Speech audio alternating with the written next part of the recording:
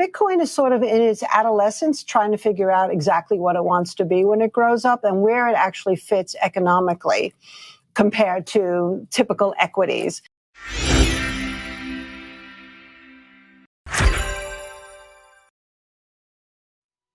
The CoinDesk Spotlight is brought to you by Nexo, the place to earn on Bitcoin, Ethereum, and more.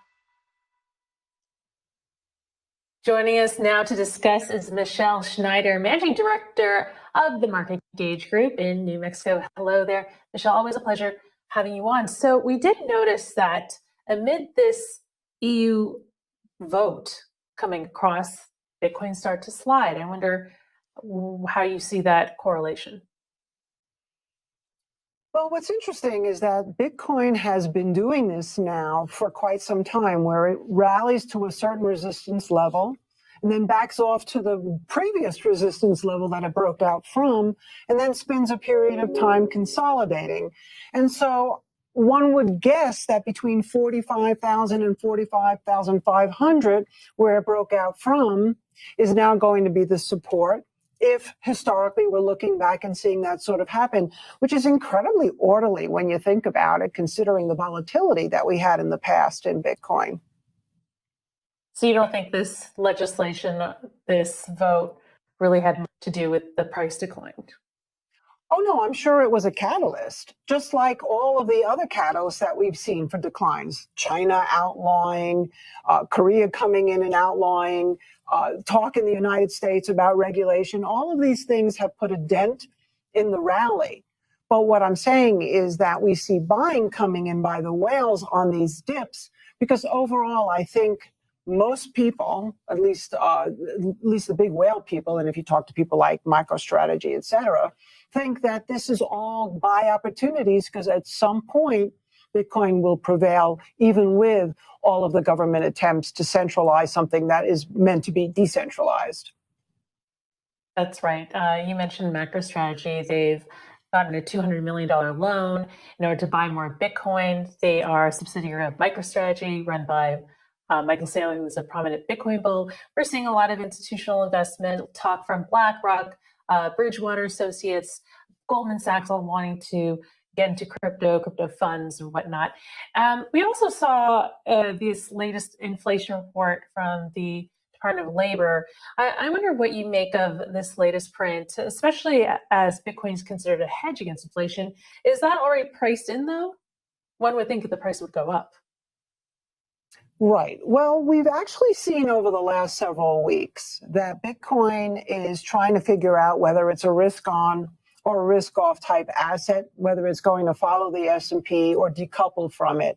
And I think what I like to say, and I've actually said it before on this show, is that Bitcoin is sort of in its adolescence, trying to figure out exactly what it wants to be when it grows up and where it actually fits economically compared to typical equities. And I believe that the inflation report has obviously impacted the overall market, but like Bitcoin, not so much, because at this point, it's like, duh, we have inflation. What more proof do we need? The only people who seem to be still somewhat in denial about it are the very people who can actually stop it, which of course is the Federal Reserve. Interesting. So Bitcoin, I wonder, what's your outlook for the short term? Because last week you said if Bitcoin passed the $45,000 level, it would proceed to higher highs. And I wonder, do you see it going in that direction in the near future? Past 50,000? Yeah. Well, if we're looking at the cyclical lows that we've had higher lows over the course of several years. So if we take that as sort of a theme technically, then we can hope, or at least assume for now, that we're going to hold this 45 level. We made an attempt. We got close to about 49 and change. If we can get through 50, you know, I'm not going to be one of these insane predictors and say, oh, therefore we're going to 75. I think we're going in these tranches. So if we can get through 50, we'll look at 52 to 53. And what could very easily happen at 52, 53 is some bit of news will come out and knock it back down to its next support level if we can get back over that 48, 49. And that's kind of how it's been going, which is actually, if you think about it and step back and look at the long term, very constructive considering how many barbs Bitcoin has taken. Well, the all-time high for Bitcoin right now is just under 69,000, and Bitcoin has a way of chopping off about 50% before making a market reversal and then making new all-time highs. So I wonder, what is your strategy to navigate this volatility? Well, we've actually been trading a lot of the altcoins instead. So, we were talking before about MicroStrategy buying Bitcoin wrapped Luna, which really is the only large cap coin right now that's kind of doing its own thing. I mean, it recently went to all-time highs. They've been actively buying Bitcoin over the last month, and they're still buying to the tune of something like $10 billion.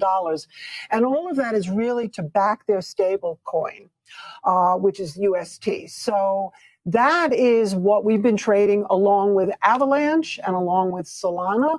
Avalanche has also cleared some key moving averages, and Solana, is working now with OpenSea, which right to this point has only backed Ethereum-based NFTs, and now is going to look at Solana-backed NFTs on the OpenSea platform. So that could be a boost. And that's kind of how we're dealing with Bitcoin right now. We're looking at it as sort of the overall macro breadth, if you will. But some of those altcoins have their own thing going on, and they've been great to trade.